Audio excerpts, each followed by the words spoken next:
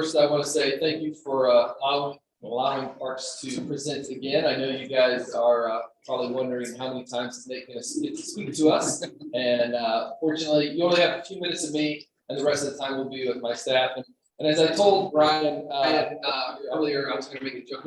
That's expensive. You can always be worse guys. You'd be Brian. So I just told him don't slap. So this is a sampling of our staff. We've been over the last couple of years, just like our park staff.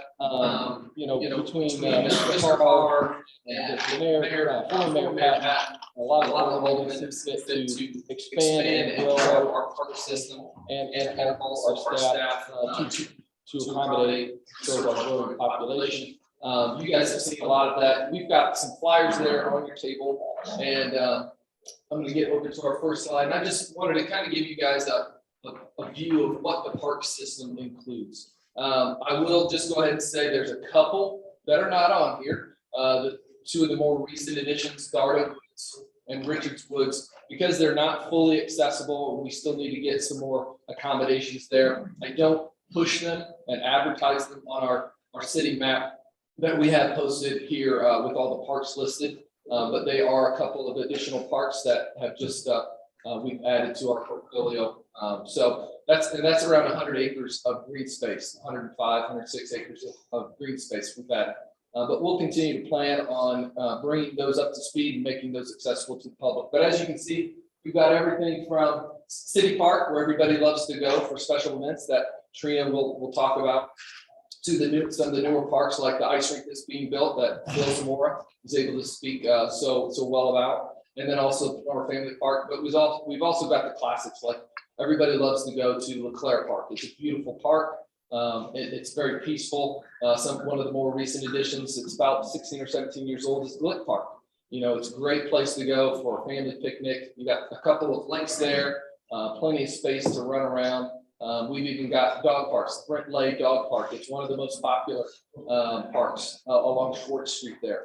But then you've got where all the recreation happens. We've got LeClaire Baseball Field and Hoppy, where you've probably watched some Little League baseball games. And Winston Brown Sports Complex and the Watershed. And we've got plenty of activities there for youth to play sand volleyball, softball, that Trevor and Canee will hit on, but also get out to the Watershed where you can enjoy a quiet walk.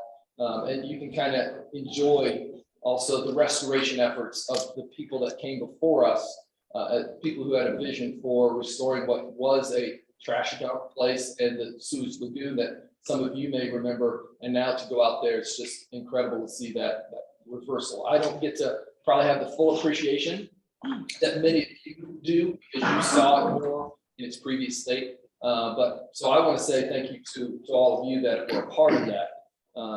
So that being said, we have quite a few parks here. We've gone from about 160 acres prior to former Mayor Patton Sr., and now we're around that 340 acre place there. So we have around 340 acres, and we're working on about 105 of those, still bringing those up to speed and making them accessible, as I mentioned earlier.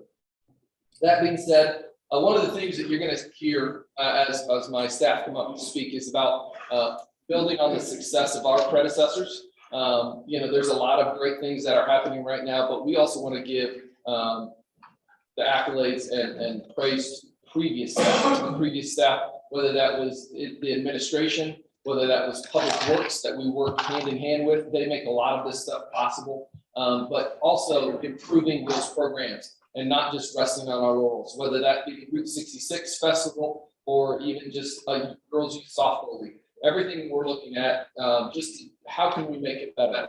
Are there other offerings, other programs, other events that we can bring forward that are going to better serve and more fully serve all the members of Edwardsville and even Gully Garden and Wood River and just the region? We don't necessarily want to just think just of the residents. They're our number one focus and priority, but also think of ourselves bigger than just Edwardsville. We want to bring people into Edwardsville, and we think that's going to benefit the businesses as well. So that being said, I'm going to turn this over to our special events coordinator, Trina Vetter.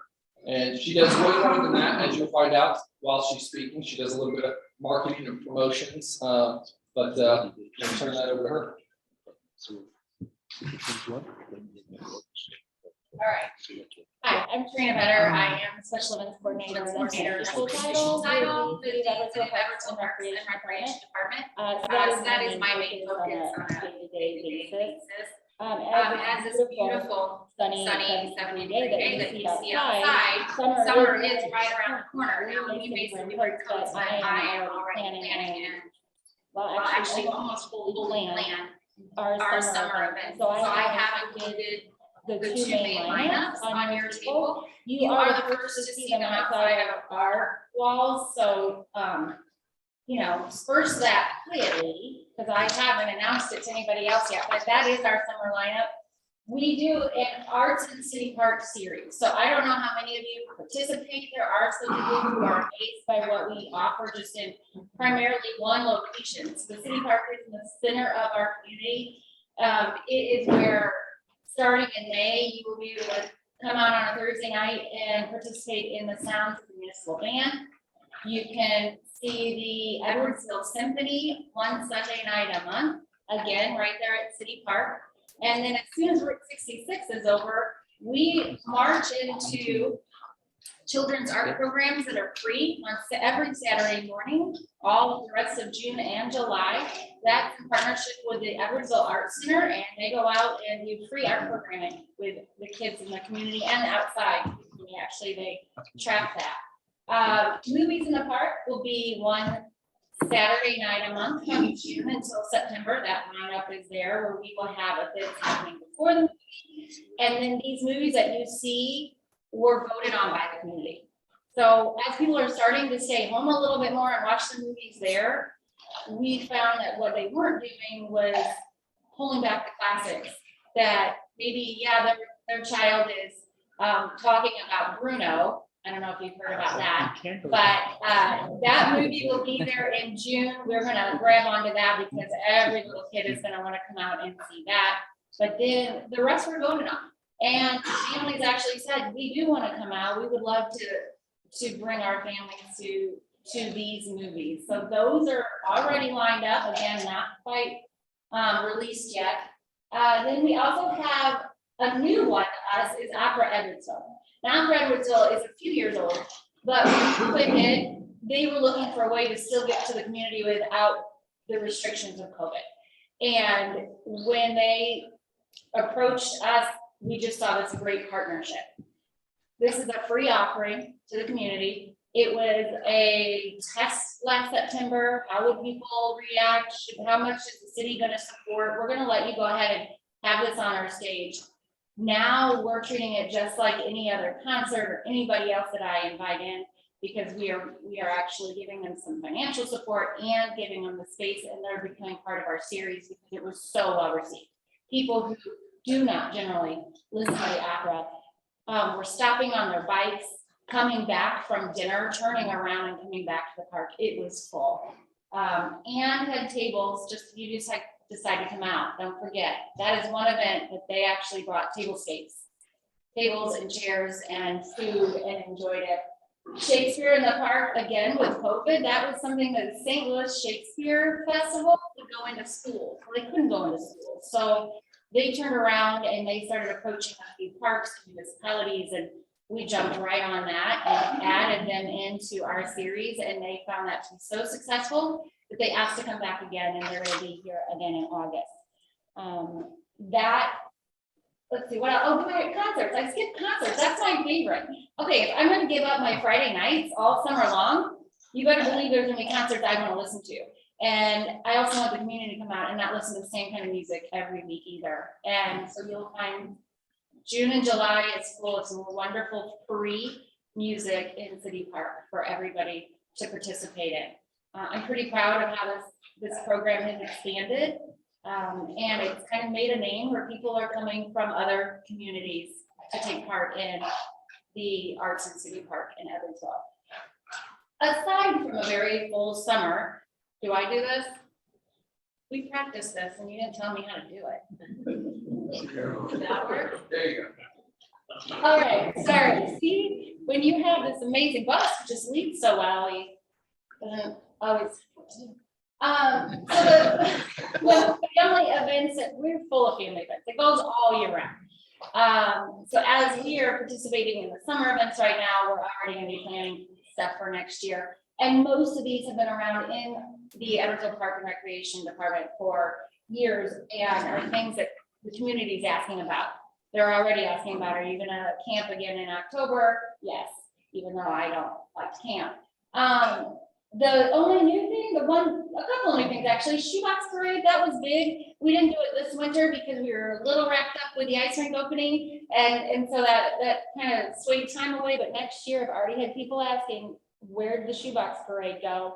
If you missed it, 15,000 other people from as far as the East Coast have seen it. So check that out on our YouTube channel. That's a parade of shoeboxes that goes live on our Facebook page in each winter now. And we will be again doing a city scavenger hunt this summer. That was new a couple years ago. The nice thing I like about our events and everything else that Trevor and Canee, we do focus on our community, but we also like to bring people in from elsewhere. So as much as I do, I make sure that they know about it in Collinsville and Troy, in Alton, because this, especially this Metro East side, we are in Edwardsville, but we are also beyond the border. So we try to do as much as we can for everybody around. Oh, I'm looking again like we're gonna do it.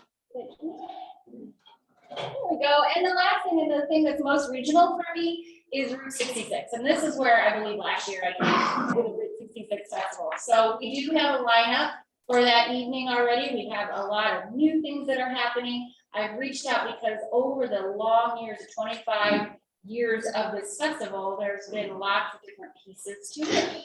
And we had to take a year off with COVID and came back last year a little bit smaller to make sure we were still staying safe. And so we reached out to the community and said, what have you missed? What would you like to see? And so we have a new offerings this year, some things that haven't been done before, and we'll see how it goes. And then we'll do it again next year. And the festival brings people in from, again, all over the region, from the cart show and cruise that happens in the afternoon, the concerts, the food offerings, the 10K in the morning that I'll be there to unlock the restrooms I do not run. And then we're even gonna add a petting zoo this year because the community asked for it. So we're gonna try it out. We're gonna see how much damage they do to the beautiful city park grass. And then when it's over, we'll hear from the community again, and next year we'll start about August planning for what we can do different, better next year. And that's the part that's been great. The predecessors have left us these wonderful programs, and then they gave us the tools to see what ways we can improve, which you'll only see about tenfold when Trevor and Canee come up and talk about their offering. So how's it going, everybody? My name is Trevor, and I'm joined with Canee, and we oversee what we deem the sports office. So we oversee Plumber Family Park, operations, data operations, reservations, programs that are out there. We oversee all the city-run sports leagues, and we also oversee the splash pads right across the street from us here. So I kind of want to take you over a little bit of a history, and as Trina said, as you can see outside, it's beautiful. We all want to be outside. Now it's cold, it's a little windy. But a couple weeks ago, we had that 70-degree day, and our registrations boomed. And we really, once people see or feel that warm weather, they start thinking about the spring and the summer. So, like Trina said, and like Nate said, we had great predecessors that put programs we have kept, and those ones we like to name the classics. So we have our adult softball, PWT youth and volleyball program, tennis leagues, lessons, youth and adult basketball, and the adult tournament. One thing on here that we ended up not doing was our annual mud volleyball tournament. We tried it this past year, 2021, and it just didn't get any steam. But the great thing about these programs right now is that we are actually seeing registration numbers that are more pre-COVID. So I kind of want to take a little bit of some of these programs, just kind of give you guys some examples. So our Kickball program, that's a program we hold for pre-K kids. We instruct them on how to hold back, how to throw, baseball, softball, it's co-ed. And pre-COVID, this was sitting at about 40 kids, 30 or 40 kids. And right now, we are currently registering about 108 kids. So this is going to be on Saturday mornings. This is just completely, I believe we ran a really clean program last year, came in at 60. And then this year, our goal is, hey, let's double it. Let's try to get to 120. Our youth sand volleyball league, pre-COVID, this was at about 30 teams. And right now, we're registering about 55 teams. And so that just goes to show that the community is ready. They're starting to understand that COVID was a life and it was there and we all lived through it. But now it's starting time to get out. Let's get out and about. Let's go out. Let's play some sports. And then let's see. Yeah, so that's kind of what we're going through right now. I'm gonna have Canee come up and she's gonna talk to you guys about what we have listened to the community about and what we have added on to the classics, and then we'll go over from there.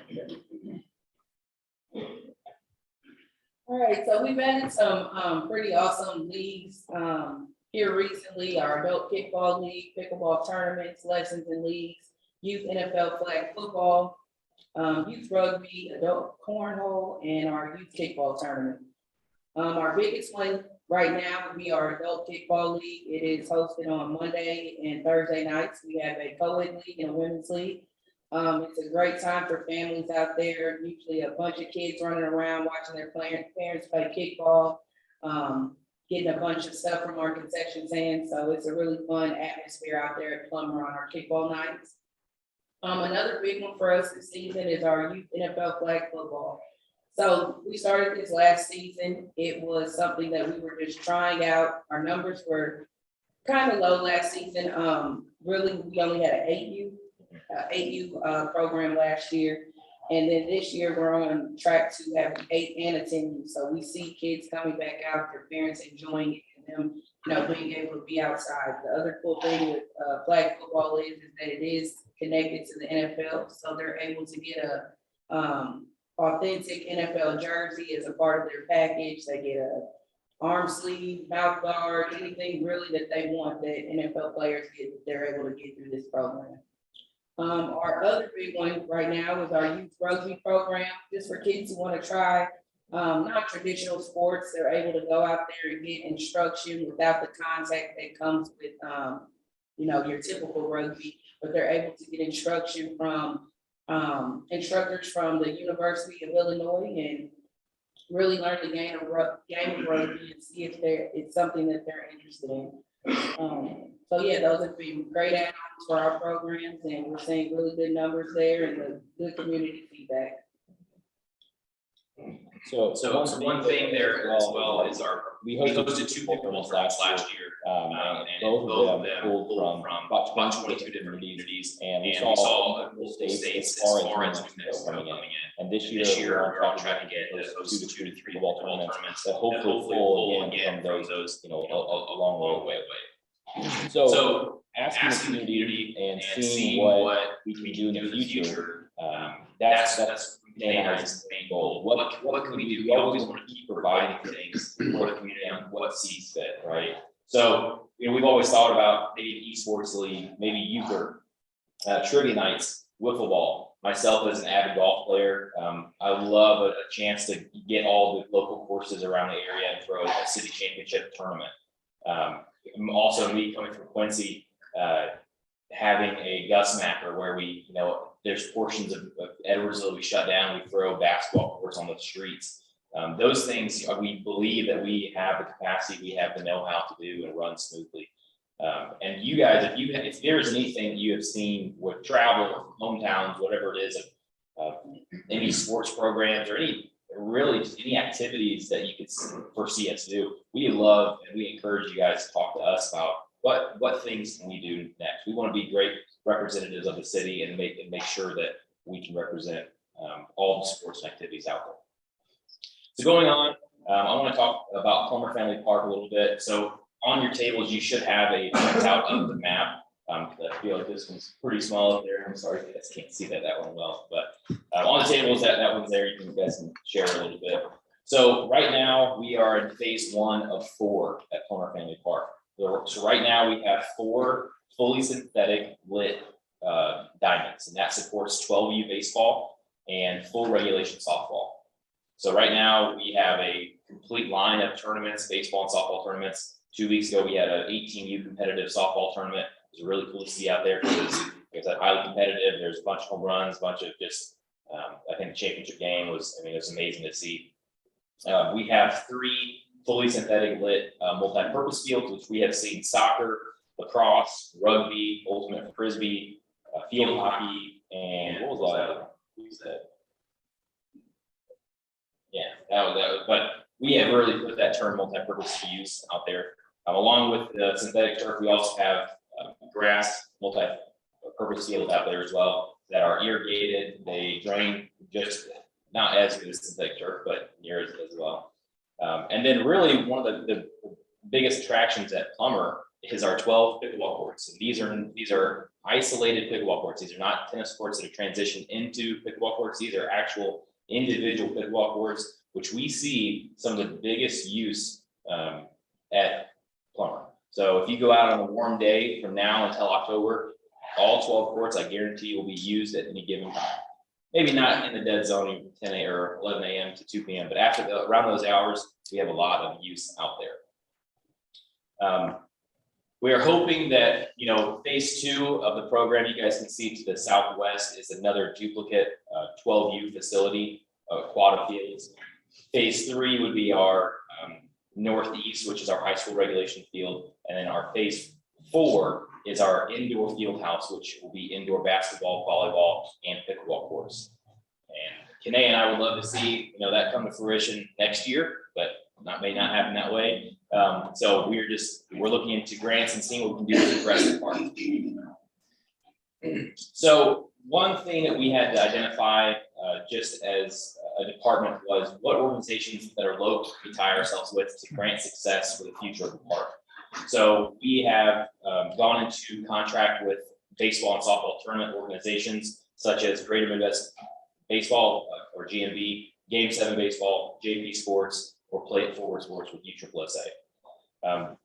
We also have gone into contract with Challenger Baseball. Diamond 3 at Plumber Family Park is it's not your typical synthetic turf rubber infill. The kind you always get in your shoe everywhere you go and drag it with you, and you find in your house everywhere you go. Or at least I do, because I'm out there all the time. But it is a sand plastic infill, granular infill, and that makes it a little less non-slip, and also it's easier to push wheelchairs on.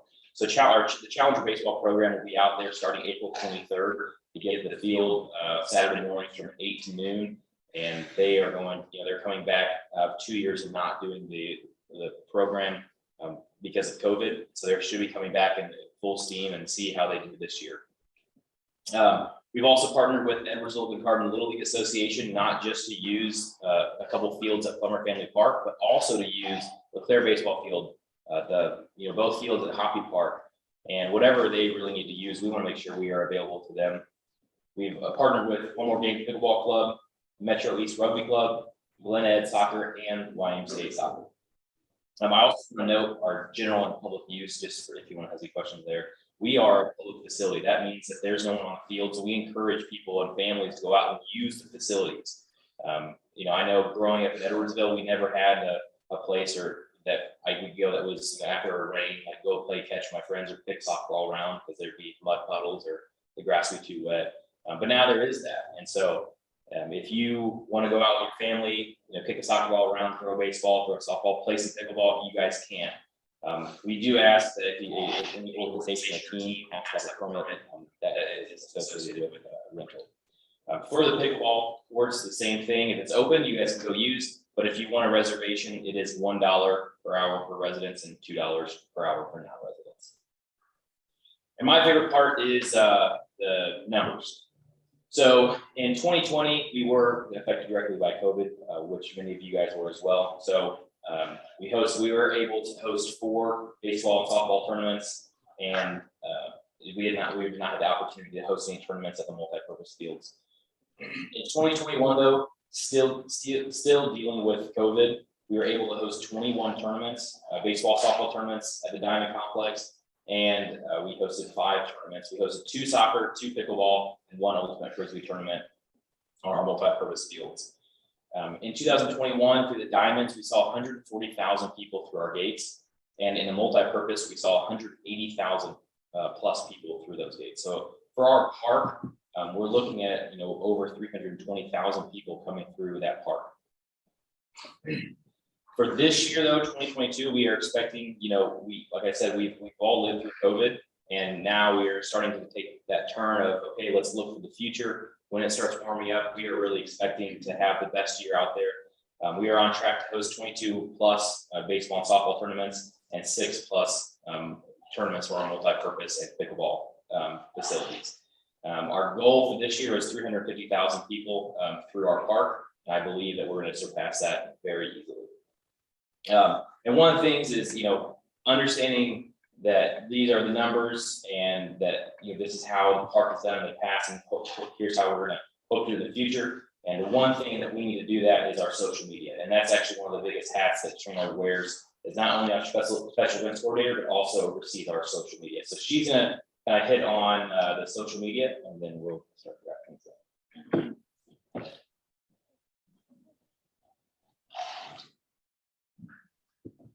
All right, I know it may seem I'm not techie because I can't hit an arrow key, but all right, so one thing that is new, actually, we were finding that there were still a lot of people who they don't necessarily get a hard copy of the paper, or they're just not seeing that sign that you put in a yard or a banner.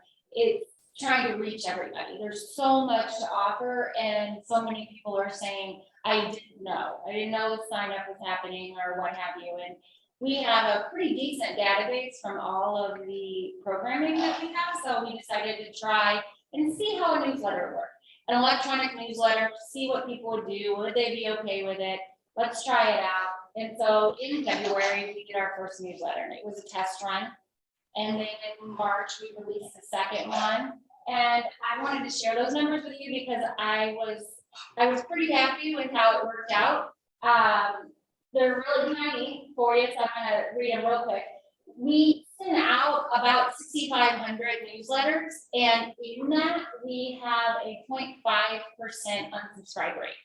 Now, of course, we all get junk mail. And so many people are like, why? Why did I get this? Well, when they unsubscribe, the one thing most of them said, it doesn't interest me anymore. I moved out of the area. So that's easy.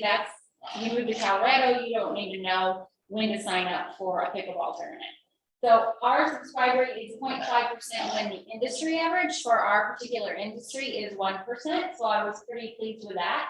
We do have about 7% of our people who open click through that newsletter. So every link on there, every image takes them directly to where they need to go for more information. And the one thing I have also included, and what we haven't hit on with events, is that a lot of events you see in Edwardsville come through our department. We don't run them.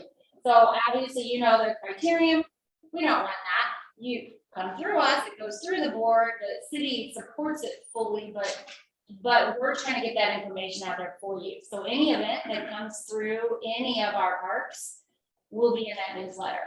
So that 7% includes that. So when the Spring Beer Fest happens in April, that information was in the newsletter. And that means what we want the newsletter to be received and open. Right now, out of the 6,500 people, we have a 61% open rate. So they actually open it and look at it, when the industry average is 35%. So, and I'm not talking competing against, a bank or a car dealership. This is actually people who are interested in parks and recreation in that industry. They still have a 35% open rate. So we were pretty happy with that, and we're going to keep expanding on that newsletter to be just once a month, but every day people check their social media. So we currently have an active 5 pages of Facebook. We have a pool page that we don't really use anymore. And pretty soon that City of Edwardsville, a better place to play page will probably start dwindling off. I don't know if you're familiar with that one, but that was put in place because of the 3 great parks that have been built. That was a campaign to get those up and running. And so that will now trickle into the RP Lumber page where people, as soon as that open, still be able to go there to find out what the schedule is, public guides can I use, when is there gonna be for maybe in the community room. All that will be there, but our biggest one is Edwardsville Parks and Recreation with over 2,000 followers. Every day I can see how many people are paying attention to what hits that park and recreation page. And even though I have 10,000 followers, we're still doing whatever we need to get all the information out there because there's too much coming at people at once. We are also on Edwardsville Parks and Recreation Instagram page, and yes, we're teasing about TikTok, but we're not quite there yet. Soon. Eventually, we'll be there. But our goal is we are just like I said before, we're a community, but the community is out there, it's beyond us. So we have followers all over the region who are coming to our events, coming to our park, and participating with us. And so there was, of course, I being the marketing. The person that I am, doing a little sponsor information there if you're interested in it. I'm sorry to say the family sponsors are taken. That one was taken before I could take it off the list, but I have plenty of other opportunities to share your name and you can be spotlighted in that newsletter 1 month as well. So I'm gonna see if there's any questions or anything. Yeah. Hey, yes, that's what I want to. First of all, I want to congratulate you on a very good program, a lot of activities scheduled in this community. And I can tell you that having worked in the community for 22 years, we have a very demanding, they want these programs, but they come to us with a cost. And as Dennis and I have been intimately involved in the budget for many years, we can tell you that Parks and Recreation was woefully under budgeted, in my opinion. They survived on a minuscule amount of property taxes, and I don't think that amount has been raised in probably 15 years at least. So ultimately, the goal is that you have 2 big money makers here, one being Plumber Family Park, and the other being the Park Plumber Center, that will not only pay for themselves, but will provide additional funds for you to do all this other wonderful things you do in the community. That being said, that there are opportunities here for corporations, corporate sponsorships of occasional movie or something else in the park. And I encourage everybody to take a look at that. I appreciate that. Yes, sir. With the numbers you gave for the Plumber Park, when are you going to extend the road to the north so that everybody doesn't have to drive down Centerville?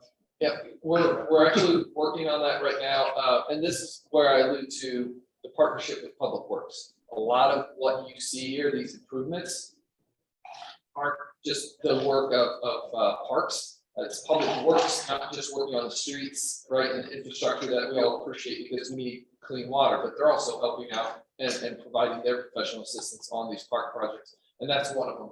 And so we're working with, so they're applying for some grants. Eric Williams and James Arnold are working on applying for some grants. And, don't know if any of that will get approved, but part of that, and again, this isn't necessarily public knowledge, but part of that would actually include Goshen, going from the YMCA out, which we all know is, you come over that rise and somebody's doing 45 and you're not on your side, you're scared. There's a lot of traffic out there.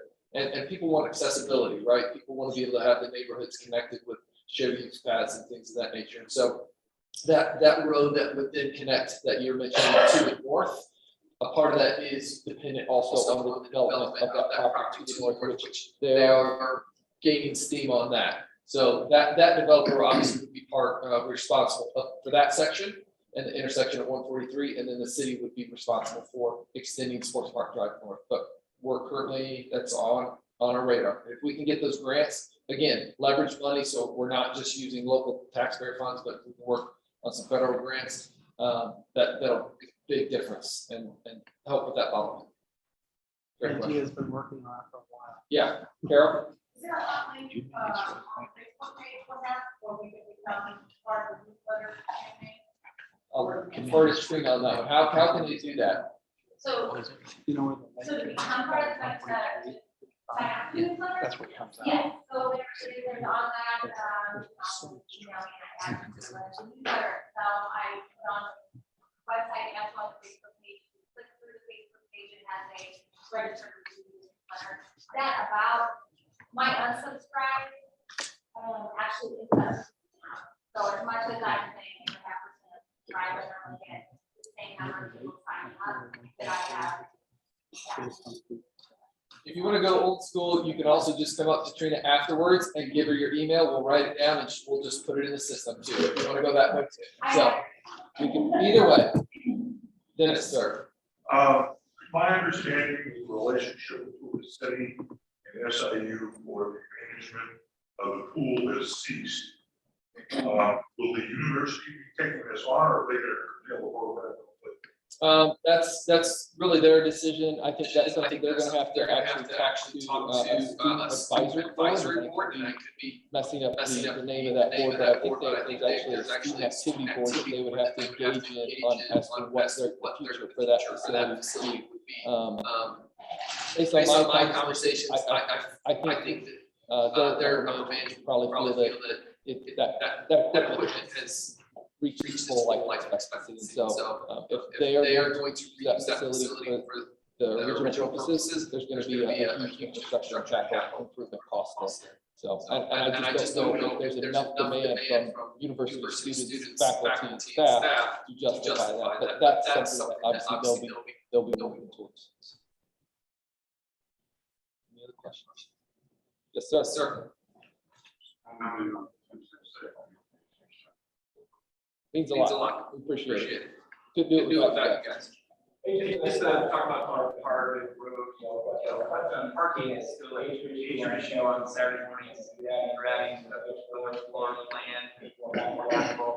I didn't see parking involved in that plan, but that is something that's I'm actually pushing for that actually this year for one of my budgeted items. It's not a second topic, but I'm actually I've got a little bit of money.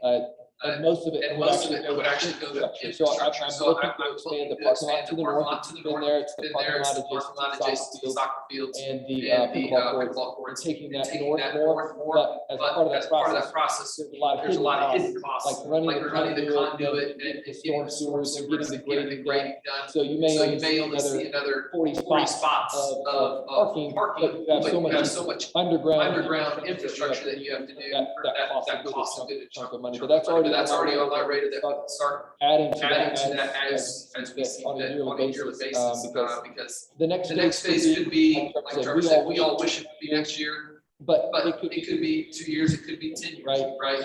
And in order for us to have pickleball tournaments, soccer tournaments, and baseball tournaments all at the same time, we've got to continue to expand that parking lot. And I know the previous staff, they got as much as they could for the funds that were available. So they've maximized the amount of funds that were made available to them. And so they got as much as they could. So I know we're over time here, so I'll turn it back over to Trevor. Thank you.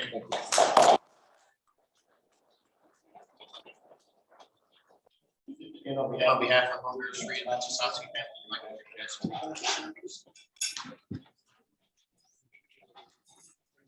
to